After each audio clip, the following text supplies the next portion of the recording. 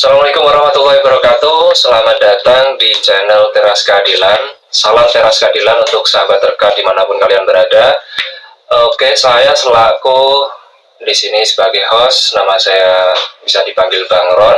Dan saya di sini ditemani dengan rekan saya. Ada seorang lawyer yang sangat ahli di bidang hukum. Dengan siapa Pak namanya?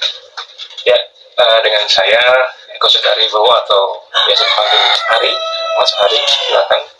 Kebetulan saya selaku lawyer atau advokat pada kantor Teras Keadilan Attorney at Law yang berada di Kabupaten Magelang. Silakan Bang Roni. Oke. Saya lanjut ya Pak ya. Ini Pak, kan ini kita tuh, saya kan anak sosmed ya Pak ya. Saya itu selalu mengamati sosial media itu mana yang viral, banyak berita-berita bermunculan, pokoknya berganti-gantian kan. Nah kebetulan ini ada sebuah berita yang baru-baru viral terkait hukum terutama, karena ini ada dua wanita di daerah kawasan Pasir Putih Kambang, Kecamatan Lengayang, Kabupaten Pesisir Selatan, jadi Sumatera Barat Pak.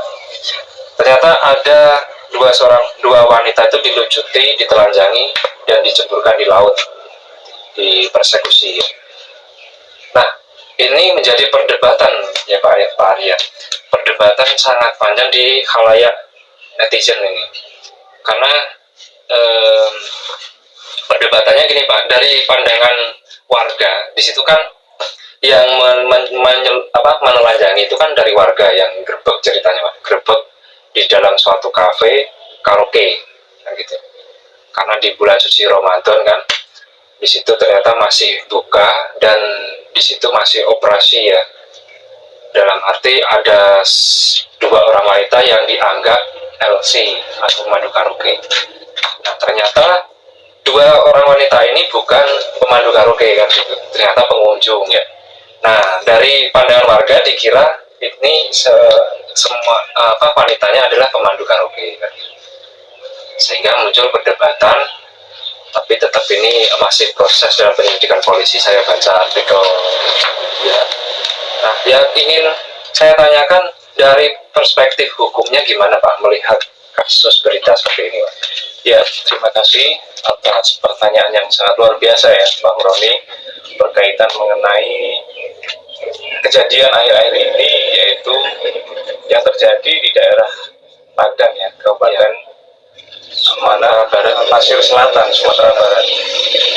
Saya rasa kita semua harus tahu bagaimana kronologi awalnya seperti apa. Artinya ketika masyarakat mempunyai reaksi demikian atau respon seperti ini, bisa jadi ada sebabnya. Artinya kalau dalam bahasa hukumnya ada hukum kausalitas, ada sebab akibat.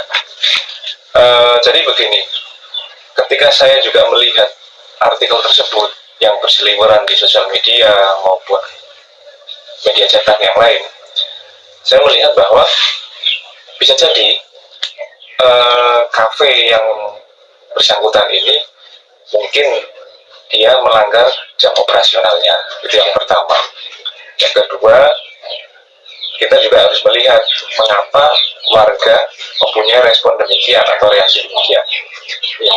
Nah, terlepas dari itu semua, saya rasa kita sebagai warga negara Indonesia, yang mana negara Indonesia ini berdasarkan atas hukum, ya, pastinya kita jangan sampai bertindak di luar batas yang akhirnya merugikan orang lain. Ya, maka tindakan demikian pun saya juga secara pribadi sangat menyayangkan. Mengapa? Karena aksi yang telah dilakukan oleh warga ini sangat bisa dikatakan sudah keterlaluan. Tidak ada istilahnya respon yang baik dan sebagainya, langsung saja menceburkan. Mungkin yang menjadi korban ini adalah dua wanita ya Mas ya, dua wanita tersebut yang dianggap dalam tanda kutip LC ataupun pemandu karaoke.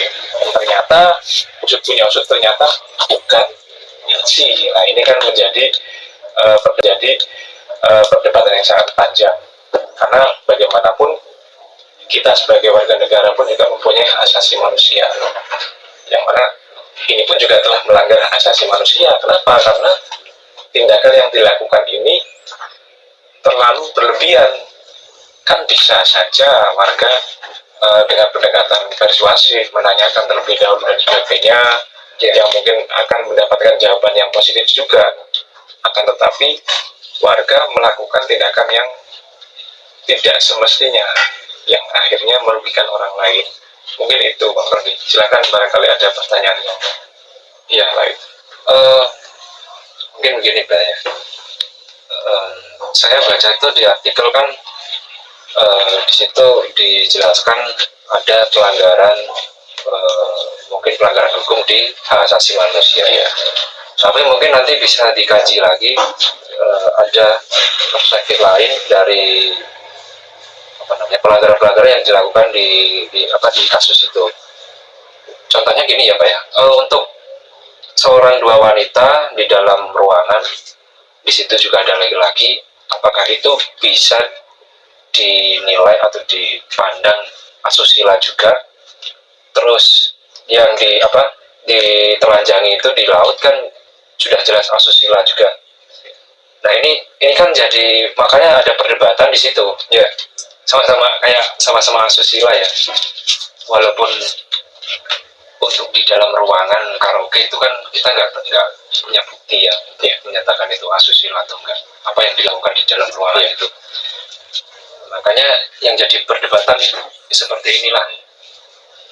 Dari warga 7 orang yang jadi saksi mungkin kan mempersepsikan itu perbuatan asusila kan gitu ya, makanya digerebek seperti itu. Nah kemudian tapi kesalahannya kan memang ini ya, di video diviralkan dan sebagainya. Makanya nanti mungkin Pak Ari bisa menjelaskan lebih detail itu pelanggaran-pelanggaran apa saja gitu. Oh iya, pastinya, karena kita melihat bahwa di era sekarang ini banyak kemajuan-kemajuan di bidang elektronik pastinya ya, yang mana juga itu yang bersambut pemerintah kita pun juga membentuk sebuah undang-undang ya, yang kita ketahui seperti halnya undang-undang informasi dan teknologi elektronik ya, seperti itu, atau yang bisa kita singkat undang-undang ITE seperti itu. Nah ini pun juga melanggar dari sudut pandang undang-undangnya. Artinya apa? Artinya yang biasa kita tahu bahwa kejadian demikian, yang mana yang bersangkutan atau para pelaku tersebut, saya mengatakan pelaku yang mohon izin karena memang bagaimanapun ini sudah melanggar hak asasi manusia yang lain, yang artinya hal ini seharusnya tidak terjadi.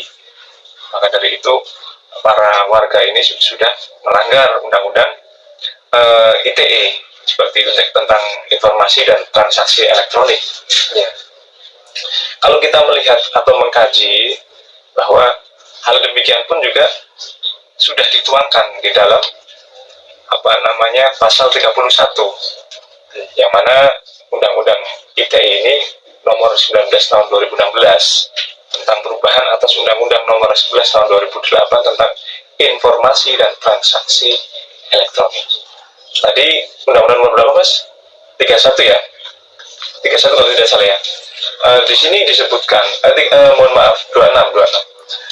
Di sini disebutkan dalam pasal 26, kecuali ditentukan lain oleh peraturan perundang-undangan, penggunaan sistem informasi melalui media elektronik yang menyangkut data pribadi seseorang harus dilakukan atas persetujuan orang yang bersangkutan.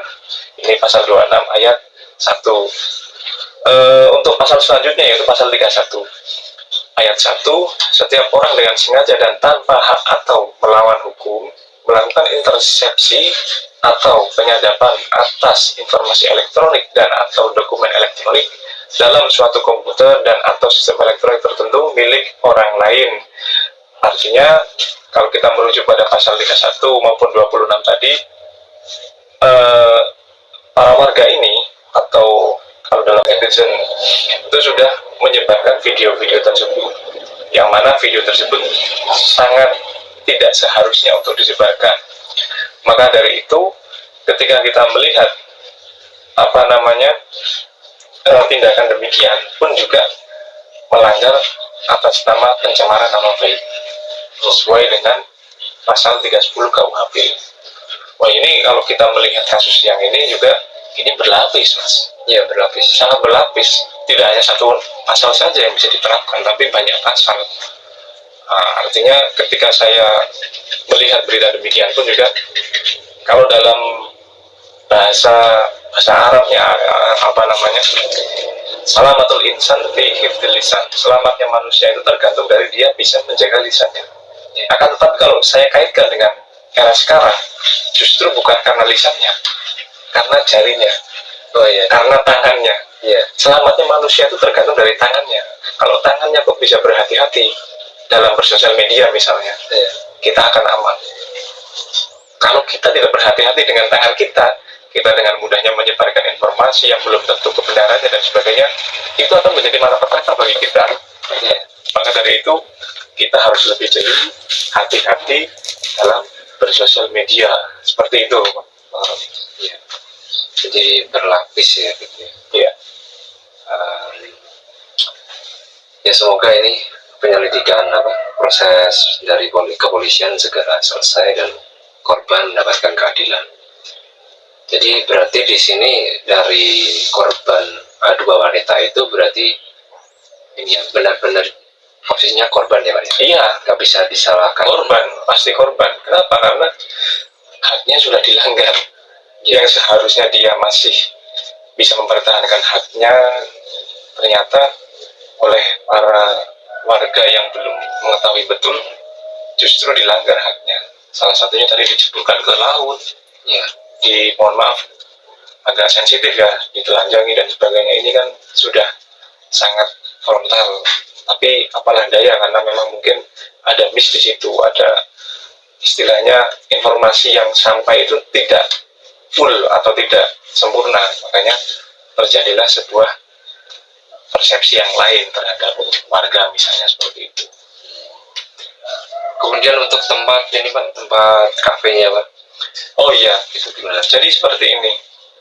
Adapun tentang tempat hiburan, kafe, dan tempat-tempat lain yang sifatnya komersil ya, itu pun sebenarnya dalam aturan kita, aturan perundang-undangan maupun perda, misalnya peraturan daerah pun itu diatur, karena kafe ataupun tempat-tempat karaoke dan sebagainya, tempat hiburan ya dalam hal ini, itu pun memberikan pemasukan terhadap daerah.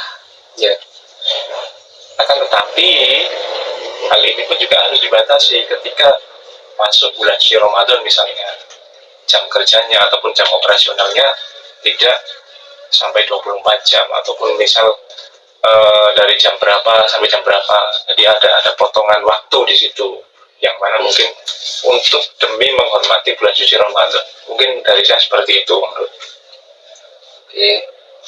Oke, sudah jelas semuanya ya dari perspektif hukum yang dijelaskan dari Pak Ari untuk teman-teman semuanya, bahwa ada pasal berlapis di sini.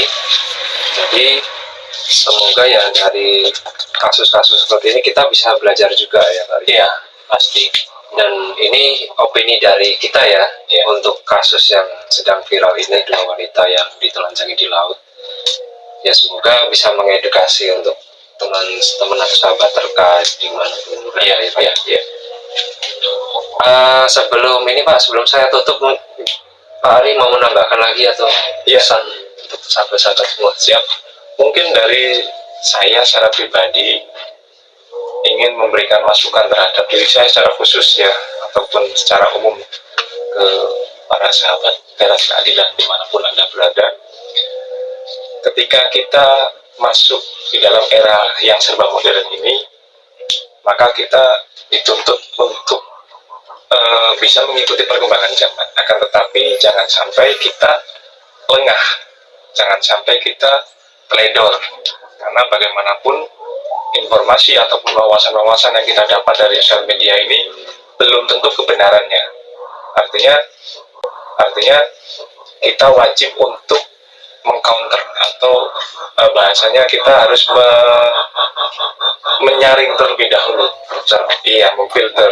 Kalau bahasa sekarang, saring sebelum sharing, seperti itu. Kita saring dulu, betul apa tidak informasi yang demikian. Karena banyak sekali informasi-informasi di media online itu terkadang dalam tanda kutip ya agak berlebihan.